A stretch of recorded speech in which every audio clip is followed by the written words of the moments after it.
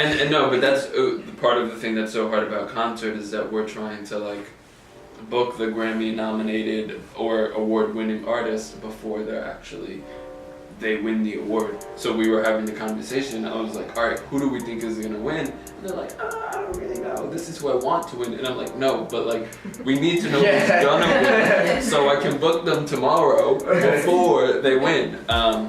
And that's part of the conversation too. It's like, okay, you have no idea what's gonna happen. All you know is that whoever walks out like this is gonna like skyrocket their prices. That's exactly what happened to Chance. He was like quoted like 125. And then he won 3 Grammys. Then he won 3 Grammys. Walked out like this. Beyonce touched him.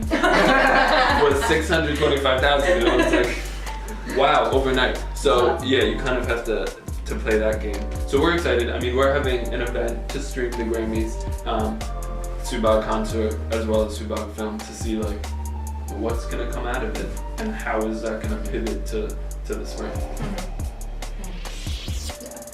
So we also saw a lot of tragic losses in music this year. I feel like every year, you lose a couple big artists, but we lost Chester Bennington, he committed suicide, and Lil Peep overdosed. So I feel like these deaths in music almost a way to, open people's eyes to issues like suicide or like drug addiction that like maybe we don't necessarily see, not even through music, but like when we lose these artists and we're like, wow, like I think people were so shocked by Chester Bennington, like just like he seemed like, he wrote about his pain, he seemed so together, and that, Linkin Park was about to go on tour. Like are these deaths a way for us to kind of think about these issues, I guess, in a way that maybe we necessarily wouldn't?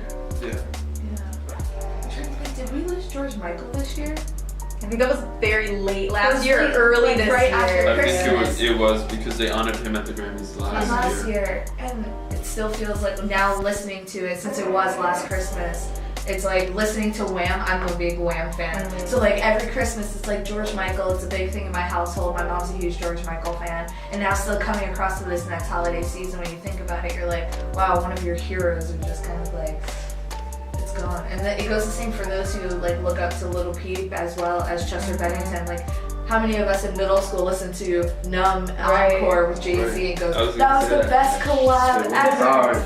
That was what introduced me into what a collaboration was. Like, yes, you had like Run DMC and Aerosmith back in the day, but like, no, trying to explain, Numb Encore with Jay-Z and Linkin Park was it. So seeing that loss really did hurt.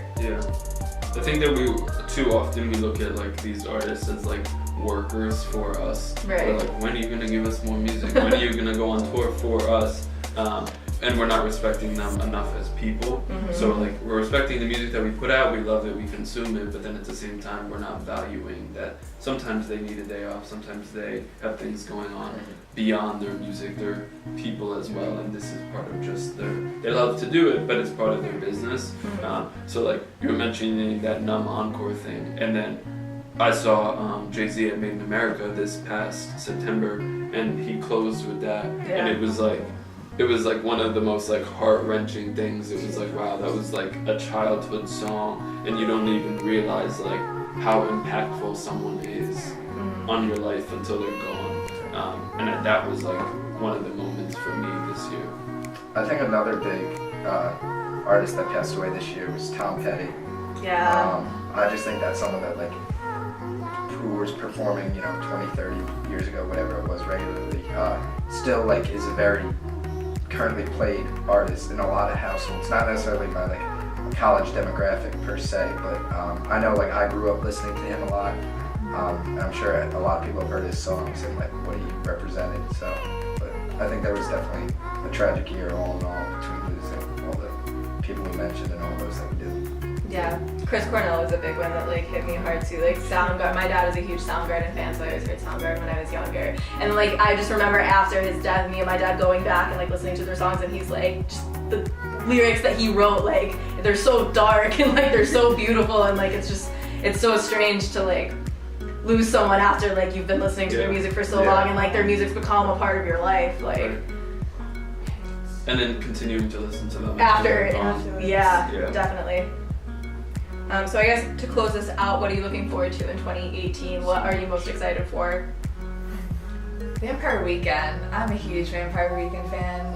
Modern Vampires of the City was definitely a bop. I love that it had a theme of New York, which is my hometown, and just like Vampire Weekend, Columbia University elite. So I'm waiting to see what it is now in this new political sphere, as well as it being a twist of spring, as Ezra Cumming mentioned. Also, I'm also wondering if it's going to have a twist of Neo Yokio, if you're familiar with that Netflix show, that anime that Ezra Cumming from Vampire Weekend created. So it's all going to tie in together, and I just want to see how this nice little record will play out. Alright, I think I'm really excited for a few things. Probably most excited for Post Malone's new album coming out. Oh, it was coming out this week. I know, yeah. I think Astro World's coming out, which is going to be Travis Scott's new album. Should be good, Quavo. And then something that I'm more optimistic towards than I'm looking forward to is hopefully Chance will follow the trend that he has, like with every 2 years. In the beginning of the spring, he kind of drops a new album or mixtape, so fingers crossed for that. I'm hoping that Kanye finally comes around to dropping an album. I would love that, and hopefully it'll be like a classic Kanye again. I was just thinking that last time. Yeah, and then I don't know. There's a lot of rumors about a Beyonce and Jay-Z collab finally coming, and I feel like 2018 is a year I'm ready for it. And like the two of them together, every time they hop on someone else's track, it's just like magic happens. So I can only imagine what they're gonna do combined like that. So I'm hoping for that. Yeah, I'm very excited for Post Malone too. I know he said, I think he told XXL that like he wants to go in like a country, like something. That's what I'm most interested in. Like country, like folk, like rock. And then he like kind of backpedaled on that and was like, no, I'm gonna stay with rap. So like, I don't know what the hell he's gonna do. But like rock star, definitely like saw him going in a more rap direction. So I'm really excited to see what he's gonna do. Yeah.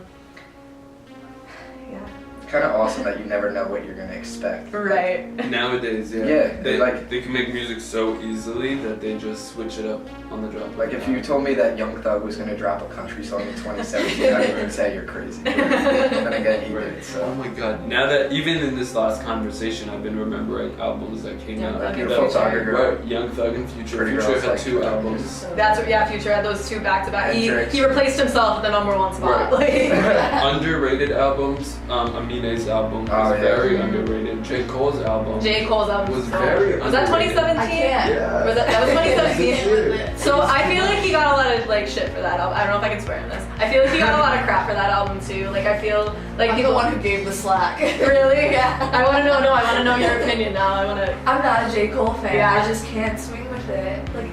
That's my favorite album. I thought the problem was, and what I was thinking about it the other day, that people compared it to Forest Hills way too much. Yeah, right. And comparing it to that, like, it's gonna lose, yeah. right? But like, that's like, it's not fair to do that to artists because they're always gonna have that like that hallmark album in their career. But I just think as an album, if we're just judging it solely, it was a great album. I think he's such a good storyteller. I think that whole album, like every song is a story, and then all together you put every song together, and the whole album's a story. I think like For Your Eyes Only, I think that ending track is so beautiful. Right.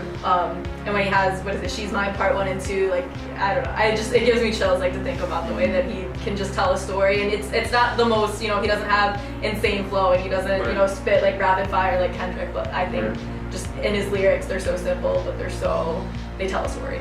I think that one could also fall under the political one we were just talking about. Yeah. Like that didn't even come to mind because there's so many different albums, but like he kind of really tells his like life story through that, and represents what he wants the future world to be like through his lyrics, which is true.